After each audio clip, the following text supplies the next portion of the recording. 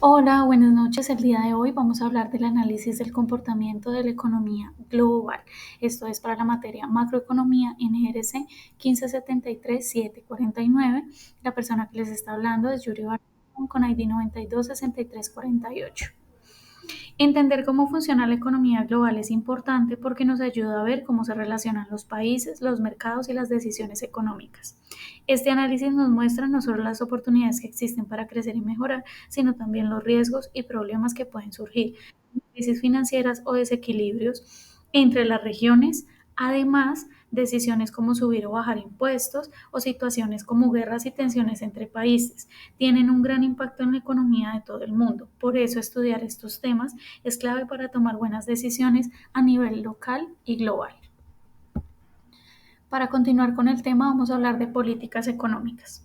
Las políticas económicas son herramientas fundamentales que los gobiernos utilizan para influir en los funcionamientos de la economía y mejorar el bienestar de la población. Estas políticas se dividen principalmente en tres categorías: monetaria, fiscal y comercial. Comenzando con la monetaria, está gestionada por los bancos centrales. Estas son las que buscan controlar la cantidad de dinero en circulación y las tasas de interés para mantener la estabilidad de precios y fomentar el crecimiento económico.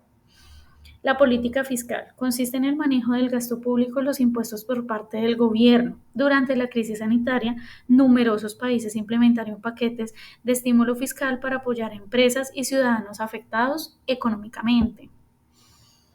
Y la política comercial se refiere a las decisiones relacionadas con el comercio internacional, como la imposición de aranceles o la firma de tratados. Un ejemplo reciente es la guerra comercial que existe en estos momentos con Estados Unidos y China, que alteró significativamente el flujo de bienes. Estas políticas son esenciales para enfrentar desafíos económicos como la inflación, la recesión y el desempleo, y su correcta aplicación contribuye a la estabilidad macroeconómica y el bienestar de la población. A continuación los dejo con mis compañeros para que sigan conociendo un poco más de este tema. Indicadores económicos. Estos son números o datos que nos ayudan a entender cómo está la economía de un país. Nos sirven como señales, ya que nos muestran si la economía va bien, mal o está en proceso de mejorar. Algunos ejemplos fáciles de entender son el PIB. Esto significa Producto Interno Bruto. Mide todo lo que produce un país. Si sube, la economía crece. Tenemos también la inflación, ya que muestra si los precios suben. Mucha inflación es igual a todo está más caro. Otro indicador es el desempleo. Dice cuántas personas no tienen trabajo. Y la deuda pública es lo que el gobierno debe a bancos u otros países. También manejamos otros como la balanza comercial, donde se compara lo que un país vende, es decir, exporta, con lo que compra, que es la importación. Entonces, los indicadores económicos son como los signos vitales de un país. Nos ayudan a saber si la economía está sana o necesita ayuda. Una vez entendido estos conceptos básicos, vamos a explicar cómo estas políticas fiscales y monetarias aplicadas tras la pandemia del COVID-19 influyeron en el ciclo económico global, enfatizando en los indicadores como el PIB, la inflación y el desempleo. Durante el confinamiento, muchos países enfrentaron una recesión económica, pero ¿cómo respondieron los gobiernos? ¿Qué políticas se aplicaron y qué impactos tuvieron en el ciclo económico global? Para esto, entenderemos un poco de qué es el ciclo económico. La economía se mueve en ciclos. Hay momentos de crecimiento llamados expansión y otros de crisis conocidos como recesión. Entre ellos también encontramos los picos cuando la economía alcanza su punto más alto y las recuperaciones cuando comienza a mejorar tras una caída. En 2020, el mundo entró en una profunda recesión por la pandemia. Fue una de las peores caídas económicas desde la Segunda Guerra Mundial. Para enfrentar la crisis, los bancos centrales tomaron decisiones clave. Una de ellas fue bajar las tasas de interés para incentivar el consumo y la inversión, lo que se conoce como política monetaria. Por ejemplo, la Reserva Federal de Estados Unidos redujo su tasa de interés a casi 0%. Esto ayudó a reactivar el crédito y el gasto, pero también generó presiones inflacionarias. Además de las medidas monetarias, los gobiernos implementaron políticas fiscales expansivas.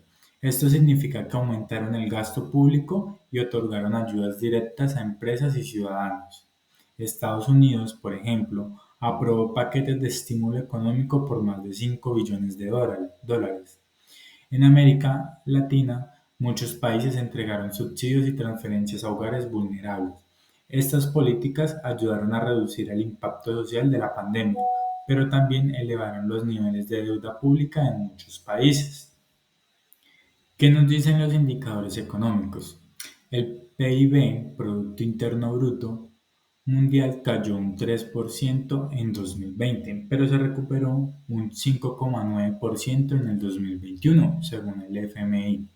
Sin embargo, esa recuperación fue desigual. Mientras las economías desarrolladas se estabilizaron, muchos países en desarrollo siguen enfrentando altos niveles de inflación, pobreza y desempleo.